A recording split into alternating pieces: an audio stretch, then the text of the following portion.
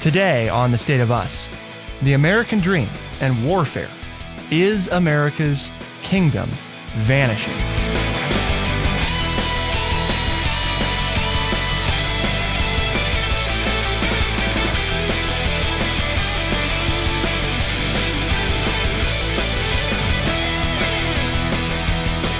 Welcome to The State of Us. I'm your host, Justin T. Weller, joined today, of course, by our resident boomer and historian, Mr. Lance Jackson. Today, we're looking at a guest essay from the New York Times that's entitled America's Vanishing Kingdom. And it is an opinion piece, but it raises a number of interesting topics to discuss. Things like, how is war and economics intertwined in America? And how have different generations of war through the 20th century led to different occupations in the United States, different people doing different jobs? And what exactly does the American dream look like for those people? And then, of course, that brings the comparison of, does that still exist today? Is the kingdom, so to speak, shrinking?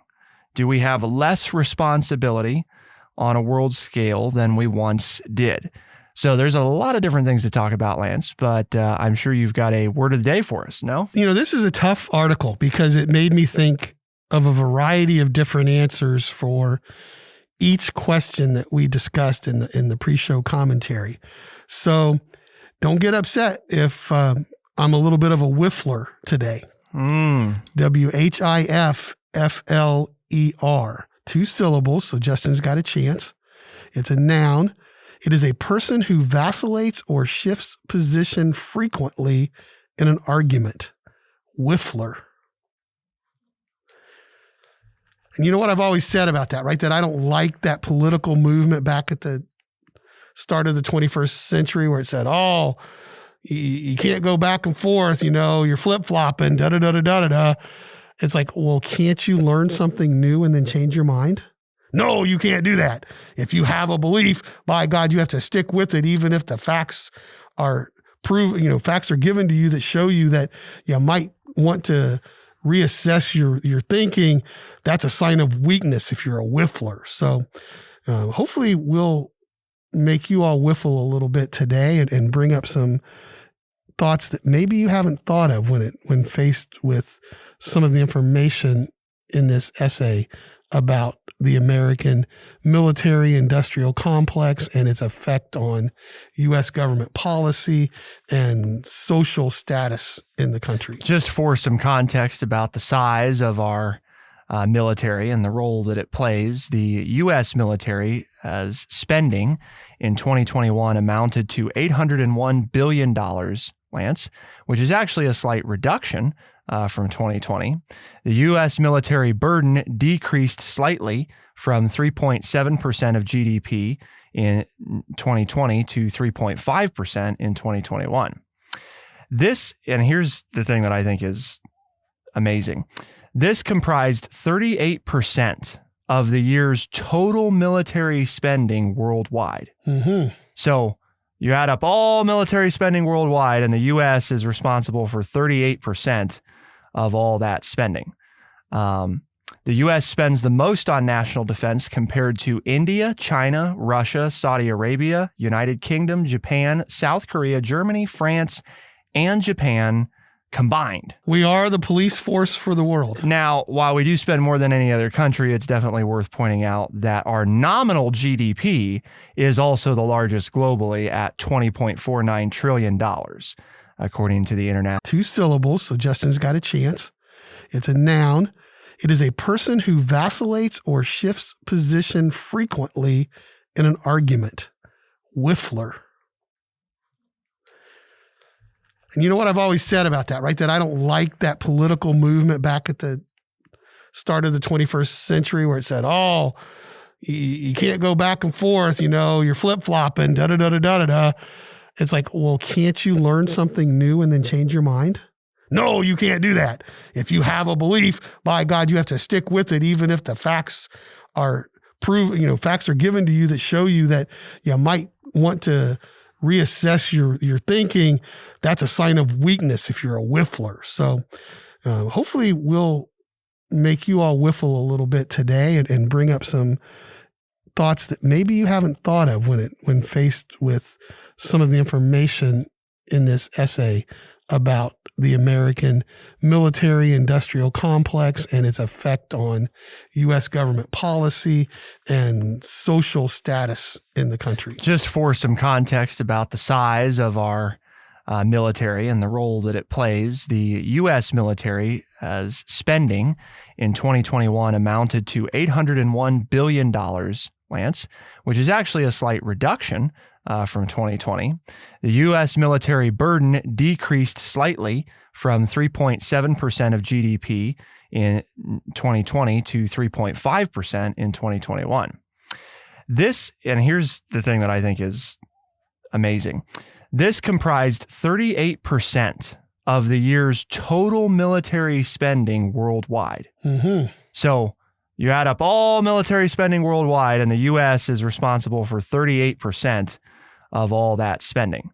The U.S. spends the most on national defense compared to India, China, Russia, Saudi Arabia, United Kingdom, Japan, South Korea, Germany, France, and Japan combined. We are the police force for the world. Now, while we do spend more than any other country, it's definitely worth pointing out that our nominal GDP is also the largest globally at $20.49 trillion, according to the International Monetary Fund. So, yes, we do spend more on defense than any other country. In fact, more than all those countries that I mentioned combined. But we also have the largest nominal GDP of any country in the world as well. Interesting, though, the way you phrase that. We spend the most on defense. So all of these military bases around the world are to defend us here at home. So are we defending or are we agitating? The contention would be that our defense department is not just about defending geographically our position, but also our, and here's the vague thing, right? Our interests worldwide. That's the nature of the Defense Department. But we are, under President Trump, this whole idea of drawing in our borders, right? We're going to build a wall. So are we just going to defend? Are we just going to hunker down here in the 48 connected states and the 2 that aren't connected and say, okay, the rest of you can just do whatever you want, but we're going to defend our borders? Then we would be the Department of Defense. Is that where we want to go? Are we becoming so nationalistic that we don't want to mess around? I mean, we pulled out of, the Middle East. We've said, we don't have anything to do with that. And, well, we'll help Ukraine fight Russia, but we're not going to send troops in. That's not our fight. And it used to be those were our fights. It's exactly what we did do and how we became the world power after World War II. Because we did get involved in fights all over the world. We were defending democracy around the world. And now we tend to say, yeah, not our fight. You guys go ahead and knock it out. We're just going to hunker down here in the United States and let you guys all have at it. And full disclaimer here, right? I've got family in the military. Your brothers in the military. We're not anti-military. It's like, but what's the focus of our government and how it's using its military? Is it to do this work of defending freedom, or has it just gotten so big that we have to keep it around because it affects the economy so much? So many people have jobs in this military industrial complex to make the helicopters and the bullets and the canteens and the Kevlar vests and the airplanes and the bombs. And, it's a, as you pointed out, a multi-billion-dollar business to make things for the soldiers and to make weapons. And if we downsize the military, what does that do to our economy? I mean, as this article points out, there are towns in the Northeast that have been built on factories for weapons. And I'm not talking weapons as far as gun control. I'm talking about weapons for the military. And when the military downsizes, these factories have started to close and people are out of work. And they've existed since World War II. Well, and I think the modernization of the military is a big item of contention and debate, not just inside the military, but holistically, because we do, in the last, I think, two decades, started to really think about too, maybe even longer than that, the automation of warfare and defense and the decreasing need, right, for human beings on the front line. And we've definitely moved, especially in my lifetime, toward more unmanned missions, drones, right, or manned airstrikes, but from, long distances away, much safer, quote unquote, safer. And I think that raises then questions too about, well, how many factories do you need to produce bullets, or how many factories do you need to produce the Kevlar vests or the helmets or the uniforms because again, it's sort of back to that notion of maybe we don't need as many humans to be in the military as we once did.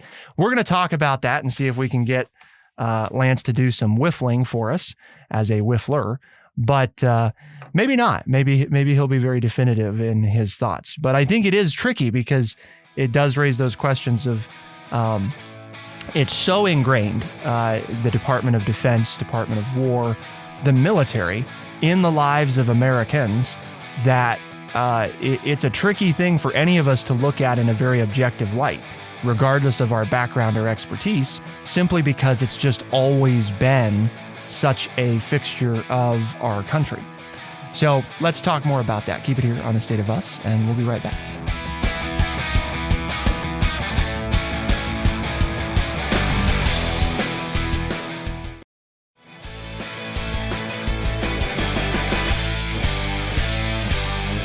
Department of War, Department of Defense. We've changed things over time, and of course there was, for many years of our existence, Lance, we were not a world power.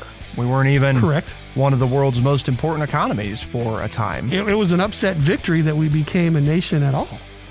I mean, we needed, when nobody expected us to defeat England, and without the help of France and Spain and the Netherlands, we probably would not have, is to study great powers, the Romans, the British, and now the United States, and like how did it all come to fruition, and what caused them to be successful, and then what caused them to start to lose power and fade from dominating the world. But I would say, Lance, as an amateur studying those things, the common theme that I think we saw both in the downfall of Rome and the British Empire, which is then an interesting thing for our discussion currently. Now, granted, the technology is majorly different. So there's people will argue all day about why the Roman Empire fell, why the British Empire, slowly fell over many years. But in many ways, Rome followed that same. It's not like, the Romans woke up one day and, we're not a world power anymore. It was a gradual sort of descent into becoming less and less. People talk about the shrinking British Empire. And, the name of this article is America's Vanishing Kingdom. Right. So is it disappearing before our eyes, but as so slowly that we don't see it? Is this something that historians in the future, which I think is where you're leading, in the future, are they going to start pointing to certain things and, this is where it started to decline? I think that, part of what or is it all bull hockey? Is America gonna rule forever, man? Because we're Americans. I think that a big part of it is, if you look at both of them, one thing that was definitely a major contributing factor is that it became difficult to know what the national direction or focus was. They both became for their respective times, they became incredibly large, lots of territory under their control or under their influence, and people being unclear about the direction of what are we trying to do, to what end are we doing this? So I think now culturally very different. You just checked 3 boxes in the United States. Yeah? Did I? Oh man, I didn't even realize, Lance. As you were mentioning this, oh yeah, that describes us. Yep, that describes us. Now, that describes us. I will say that I think but there's a but here, because you're saying yes because of modernity and technology, and so those may not play into. I think one of the biggest differences is we do live, and I think this is being driven home right now by the supply chain issues worldwide, right? Is we live in a global society, whether or not we want to accept that. Now, we may be shifting that mentality, but it's not the same as it was then, in that we are so interconnected to the next closest power in the world, that being China, right now. And obviously we've started to think some about, do we want to be this dependent on China? And does China want to be this dependent on us? But when you have those sorts of situations, China owns obviously a huge portion of the United States debt. The global economy is built around the United States dollar. It doesn't mean those things can't change, but it was vastly different, I think, back in those times. We've integrated a great deal more across the world, and to remove the United States from its position, while is theoretically possible, I think is certainly a bit more complicated than what took place in the slow degradation and downfall of those societies. Doesn't mean I don't think that some of the same indicators are there. Some of the same things that those empires were seeing, those kingdoms were seeing at the beginning of their end, I think we are seeing. But that also doesn't mean that we can't change the direction of that either. Is that bombastic American patriotism speaking there? Because as you're talking, I'm thinking, well, you're usually the one telling us about it. It's a great country. The famous, Boston Tea Party occurred because the King of England had close ties with the place called the East India Tea Company, which was losing money. East India Tea Company. So the tea was coming from India, which was another British colony. And he decided to dump that tea into America because, well, hey, the Americans won't care, and we'll just send it all to America and ruin their economy, because the East India Tea Company is a big supporter of the crown. And you see my point. And I don't know if that's, as you said that, it's like, well, yeah, I can see where that's, a possibility. But at the same time, can we make enough stuff? I mean, I know that's like sacrilegious to say, but can America make enough stuff on its own? And here's the kicker, folks. I think the answer is yes. Are we willing to pay for it? One reason why, if you look around your place of employment or your home and you pick things up and you look at the tag or you look at the underneath side where it's stamped where it's made, why is it made in China and Southeast Asia, so much of it? Oh, because they don't pay their workers anything, so they can make it cheaper, send it over here, and even with all the tariffs, it's cheaper for us, the consumer, to buy those products than it is to buy those very same items that are made in America. So I think that it is quite possible for the United States to make its own stuff. But how many consumers are willing to pay more for the Made in America brand? Because we don't pay our workers pennies on the dollar for labor. Not anymore. Right. Well, because we did once. We did, and we had child labor, and we don't allow that anymore. It's against the law to have child labor. And these other countries do that, and that's why they can make products cheaper than us. And we can rail and say, "Oh, we don't like this one." And when you go to Walmart or Target or Meijer or wherever you do the majority of your shopping, just flip at the tag on that dress, on that t-shirt, on that little urn that you're looking to buy, or that patio furniture, and see where it was made. And then tell me how. Well, but that's different. I can't afford. Okay. But then don't rail against the United States starting to lose power when you don't buy American goods, because they're more expensive because we pay our workers. We think that everybody who works deserves a living wage. And these countries where many of our goods are made in don't do that. So just accept, don't turn a blind eye. Don't say, well, I'm not going to face that because that's just, I don't want to think about that 7-year-old that made my tennis shoes. That's just not who made 10 cents an hour. I can't think about that. I just want my tennis shoes. Okay. Understand what you're supporting. Interestingly, too, many of those changes in rights and ideology and thinking about defining, who are we going to be as a country? What do we expect as workers? What are we going to make? What are we willing to pay? Those all seem to be very closely tied around our major conflicts that we were involved in the world, too. Not necessarily always a direct result of them, but either immediately preceding, heading into world conflict, or coming out of world conflict, often was, I think, things that set the tone and direction for, what was the American way of life going to be and what did we expect from the things that we bought. And it all plays back to that idea, I think, that the article points out, which is,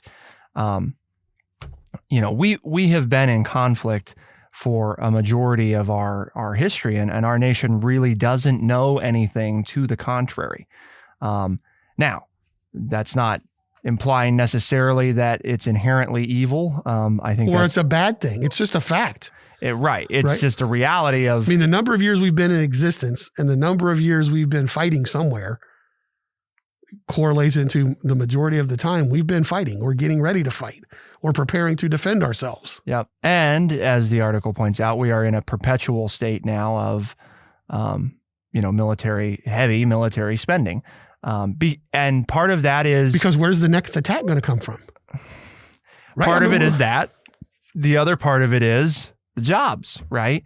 And it's very difficult to contend to just cause people to lose their job, when they've spent, as this article talks about, their entire life devoted to making a certain thing that the military needs. Oh, so if I'm a senator from a state that depends on the military industrial complex, I might have some pork barrel legislation that keeps that factory open because those 5,000 workers all helped get me elected.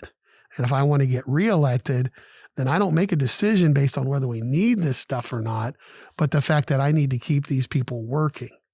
That's right. Oh, okay. If you ask them if they think that it is needed, they might be a whiffler and, it's important to my people in this district, right? Do we really need it as a nation? Well, that's, maybe not so much. I'm willing to cut the military budget, just don't cut it here in my state. That's right. Well, the same thing of, Congress is terrible, but I love my congressman. Well, I'm not sure that it's also the thing that's frustrating because you had mentioned the, here in America, we want to pay people a living wage. I was hearing Gen Z jump up and down and be like, we don't pay people a living wage. But the other counter to that is, and Lance and I are on the record, by the way, many times is pointing out that, we got to take a real look at the minimum wage and figure out what we want to do there. So we're not contending that minimum wage is, a great wage and you're going to make an awesome life off of minimum wage. Not saying that, but it is a relative thing as well, right? Very relative to what you find in other countries, especially if you look at the country that is the next closest in terms of total economic power. The standard of living is not even in the same ballpark for the average Chinese citizen as it is for the average American citizen. So there's that question too of, to Lance's point, what type of standard of living do you want? And do we care? I think that to me, this is the big one. The military industrial complex is essentially, I think, what allows us to sit on top, because at the end of the day, regardless of economic power, regardless of how integrated we've become in that regard to the world, what keeps everybody from screwing with us? Well, it's knowing that we occupy 38% of all the spending worldwide and that if the next 10 militaries attacked us, we are larger than them and more powerful than them, you know. And what keeps people in line? The fear of us maybe becoming involved. Right. We don't want that. Other than Vladimir Putin, you know, but. Well, But do you think But is he afraid that we're going to get involved? Exactly. I mean, is he doing things on a slower basis and in such a way to get what he wants rather than doing something more powerful or more drastic that, to your point on shows we've done here in the past 2 or 3 months, the weapons that Russia has available to itself, is he not using them because he's fear of the United States then getting involved? So yeah, I see your point. Our adversaries, right, aren't at the moment, they're not taking what history has shown them to be ineffective, which is the direct confrontation with us. They're going death by 1,000 cuts. Well, that didn't hurt so bad. That's not too bad. Well, that one didn't hurt too bad either. Well, that one didn't hurt too bad either. You know, so little things, annoyances, little picking away. But that's right, if the water pours onto the concrete long enough, it will eventually have a pothole and eventually crack and then break, even if you can't actually see it all taking place. So let's talk about that. Keep it here on The State of Us, and we'll be right back.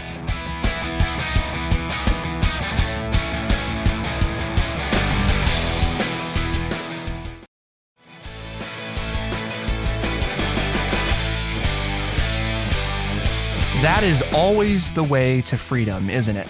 Somewhere ahead, in another place, at a future time. As I watched the coverage of the withdrawal from Afghanistan on the news, I couldn't help thinking of my father. Some scenes would have struck him as very familiar. There's a helicopter. Here is the rescue. Those are the ones left behind.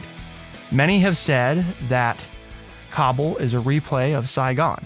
For years, while Vietnam was under a U.S. embargo, people hungered in the way that many Afghans now hunger. Left with a decimated landscape and devastated economy, families like mine set off on a raft of hope, following our own narrow forward. I imagine some in Afghanistan are contemplating the same. But Kabul is not really a replay of Saigon. It's a continuation. And now the United States has become a shrinking kingdom with far less generous immigration policies, fewer opportunities, and little sense of responsibility for the damage it has caused. Freedom, for the more recently displaced, is all that much further ahead. Now, that is a quote, by the way, there from the article that we've linked today, America's Vanishing Kingdom, at thestateofus.org. So what do you make of that, Lance? Is that where we're at? Freedom, it's somewhere ahead in another place at a future time. Is America really free, or is it just something that we aspire to? A good brand? Well, we talk about this all the time. Semantics, right? What's your definition of freedom?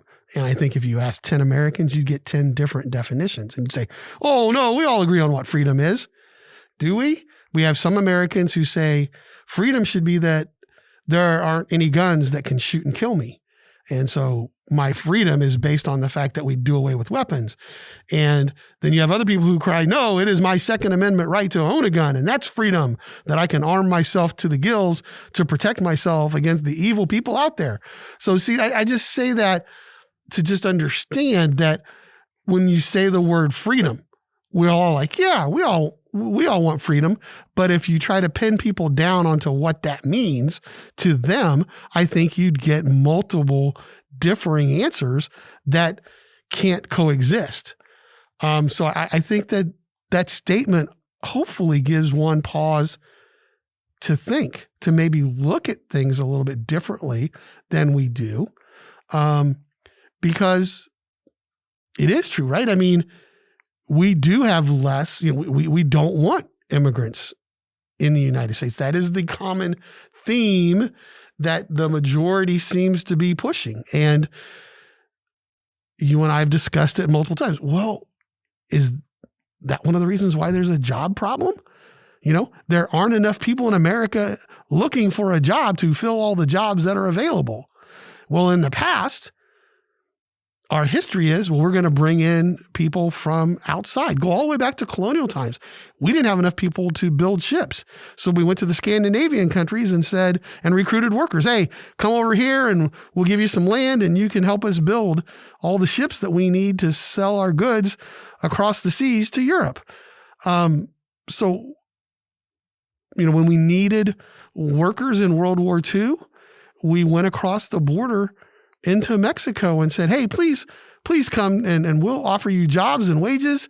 And then, the economy got bad, so we're going to ship you all out. I mean, it's been a love-hate affair with immigration in the United States. And now, not everybody, because some of us aren't worried about immigration, but many people are, and there's talk of this wall and stopping immigrants. But at the same time, we don't have enough workers. You get mad because you go into a place of business and you have to now check yourself out or stand in line to be waited on because there's one person running around trying to service 10, right? So maybe it's not the checkout, but you need to pick up your prescription at the drugstore.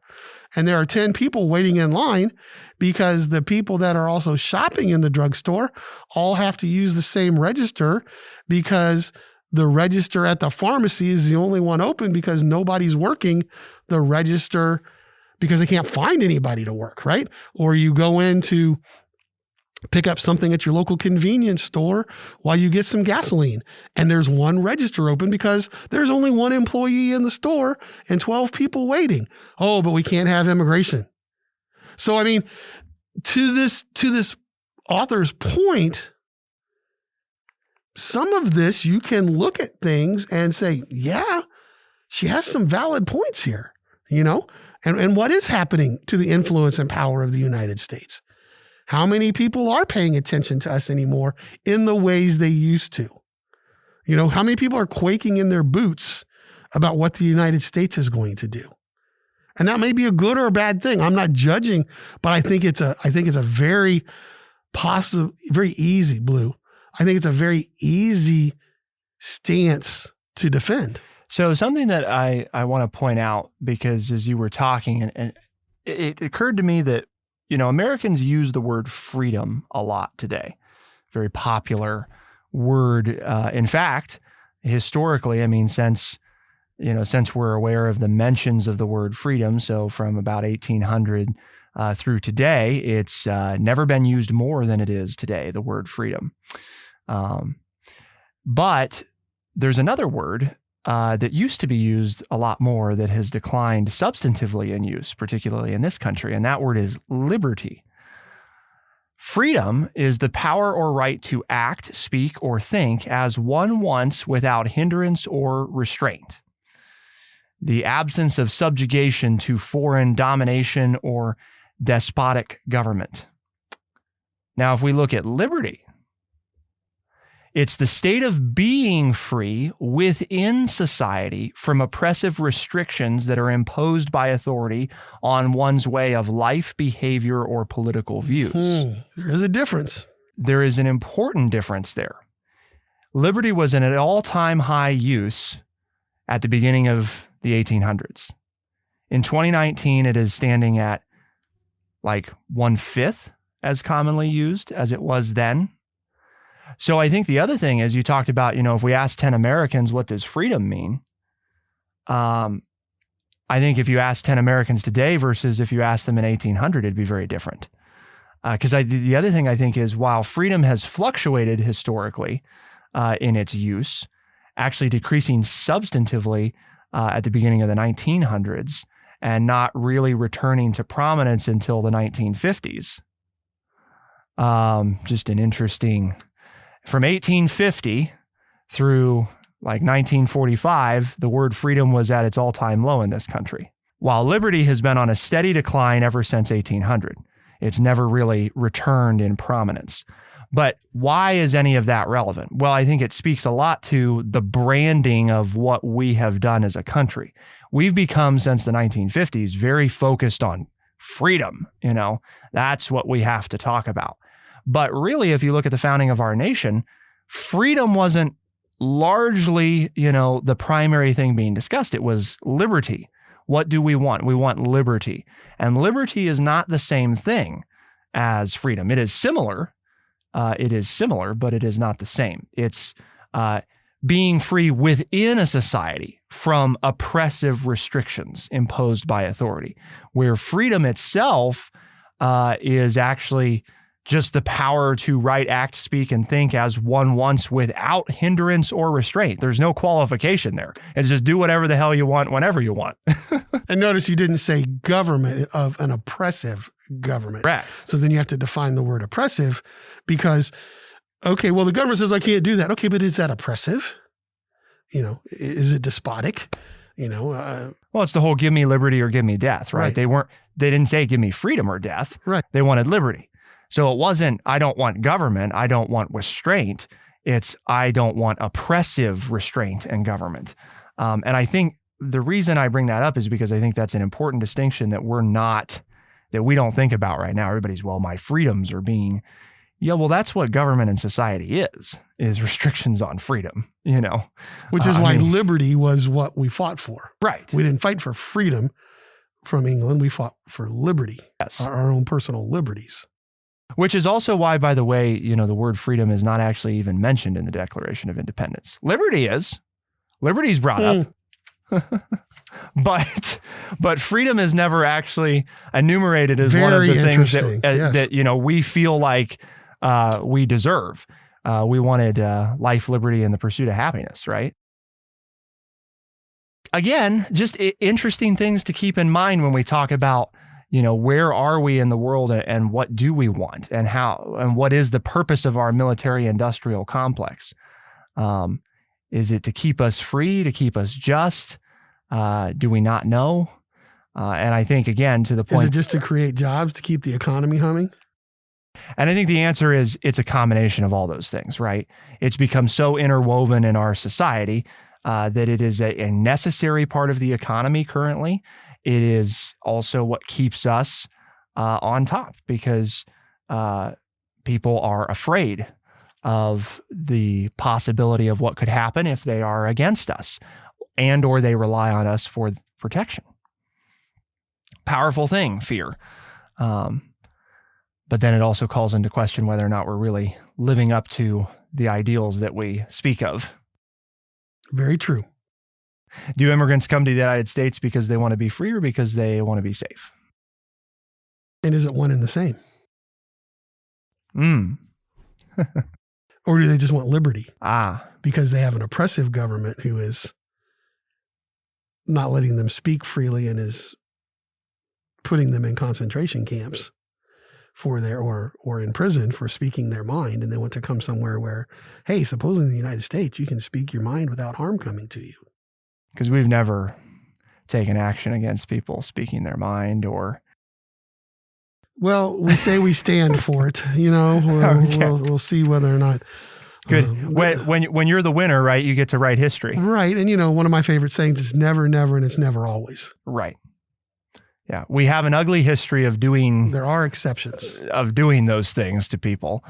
We also have a history of some impressive movements in our nation's time that really changed things because of people who were willing to speak their mind and express their beliefs and views. So why do we have this conversation today, Lance? Was there a point to any of this? Or are we just having a good time talking away at people? And no, I mean, I think this article brought, and you need to read it, in its entirety, but it brought up a lot of questions, to cause one to ponder and to think. And that's what we do here at True Chat. We try to educate people by providing honest, open, and respectful conversation.